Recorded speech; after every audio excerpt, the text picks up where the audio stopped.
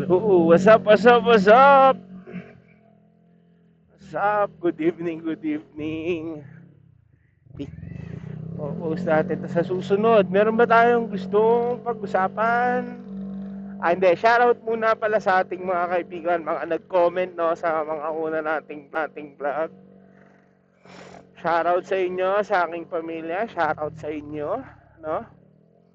So, wala naman tayong pupuntahan na iba.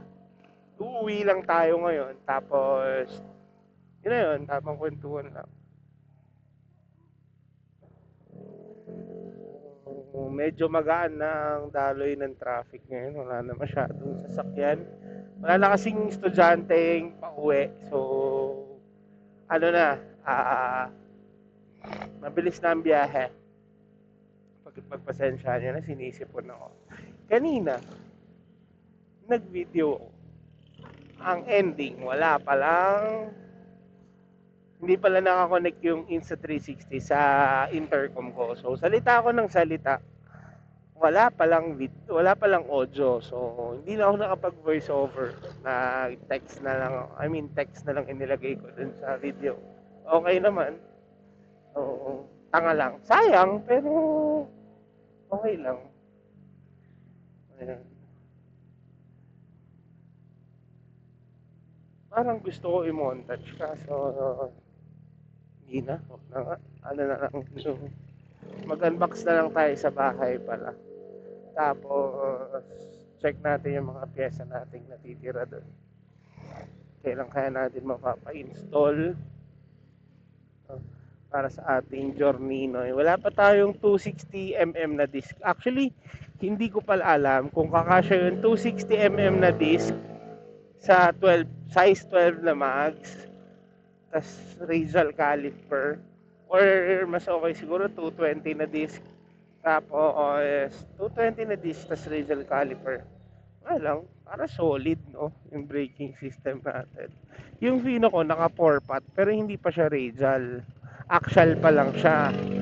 So itong Giorno meron na ako naka-ready na radial caliper pero racing boy lang din. Straight racing boy naman yung pyesa natin, so okay naman siya. Tiwalang tiwala ako, racing boy, baka naman kahit naman maging ano lang tayo dyan, part lang ng team. Charot, alay mo naman, no? Yung Fino ay straight racing boy from Brake Master S1FL 17mm. Yung kaliwa naman ay ang kaliwa ay S2 clutch perch. Tapos naka-braided hose na rin ng RCB. Tapos ano pa ba? Naka-caliper bracket RCB na axial pang R1. Tapos naka R1 na caliper. So ano pa ba? Naka RCB na mags, yung 5 spokes, yung old school, medyo luma na yun. Lumang model pero rare na kasi yun. Sobrang bihira na magkaroon nun. Ano pa ba ang meron doon? Yun, kumpleto naman na. Tapos sa likod, hindi, naka RCB front shock FE series din pala yung Fino. Sa likod naman, naka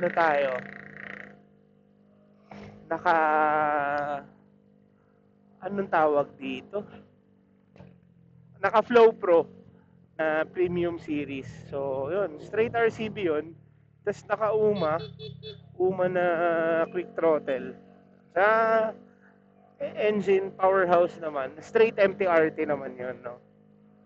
Yun, straight MTRT. Itong Zorno naman, RS8. Straight RS8. Black head, saka throttle body.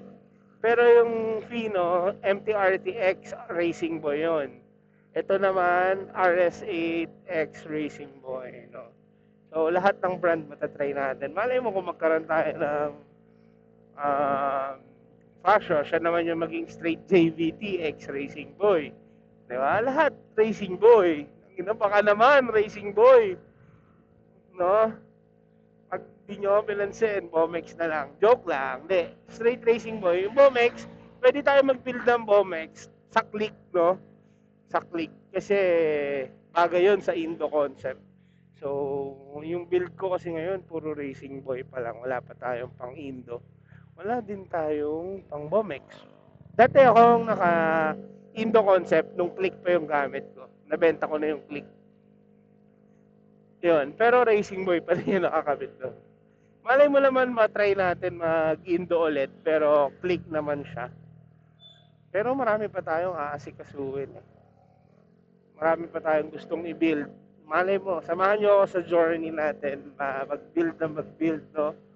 Ito kasi ay aking passion. Since high school ay nagbi-build na ako ng motor. No, yung baon ko lahat doon napupunta sa pagmumotor. Pero ang una kong motor pala ay Wave 100, 2007 model. Yung may kulay purple, parang purple pink, ganun yung itsura niya. Yun. Pangalawa, ano ba pangalawang kong motor? Mio. Mio ba? Oh, Mio. Mio Sporty. Mio Sporty siya. Yung pangalawang kong motor. Mio Sporty. Ang sumunod kong motor ay Ninja 400. After ng Ninja 400, ano na, click. Ay hindi, bago ako magkaroon pala ng click, Honda Dream. After Ninja 400, binenta ko kasi yung Ninja 400 sa Mio Sporty ko. So, binenta ko yun kasi kailangan kong mag-business. Dinagdag ko sa business funds. So, yun. Kasunod nun, binenta ko yun, naging Dream. C100, yung bago mag-alpha. Ayun, bumili tayo nun. O, ano lang yun, 7,000 pesos. Nakarehistro, running, may kasamang helmet. Nabili ko sa senior dito sa Marikina.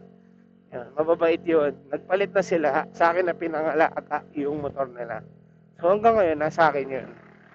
C100. After ng C100, Honda Beat. Honda Beat. Gamit kayo, nagsisimula yung business ko. Papunta akong bundok, yun yung gamit ko. Kasama ko yun. Although, nabenta na rin, nandito na sa tito ko. Nasa kanya na yung Honda Beat. Hanggang ngayon, nandito pa din. After ng Honda Beat, yung Click. Yung Click naman, nabenta na rin. Indo concept yun, ano yun, naka-violet, naka-lowered, yun, straight racing boy, carbon. Sumunod dun sa Click, ayun, yung hindi, nagkaroon pa ako ng isa pa, Salty. Yung Salty na repo, nakakuha ako ng 800 odd. Repo siya. So, makinis, di talaga gamit, di nagalaw. Yan. Pero ngayon, ay, nasa bundok na yun. Nabenta na rin. Tapos, ngayon, yung Fino, after nun, Fino na. Tapos Giorno. Yung Giorno, bago pa lang. Tila mag 4 months pa lang, 3 to 4 months pa lang sa kanto. Yung Fino naman, December ko nakuha yan eh. December 2025. So, yun. So, parang January ko na siya nagamit kasi nireset ko yung makina. 59, MTRT, 2428, 20, yung head, 28 yung 28 yung carb. Yan. So, 160, 59, all scam. Okay naman siya.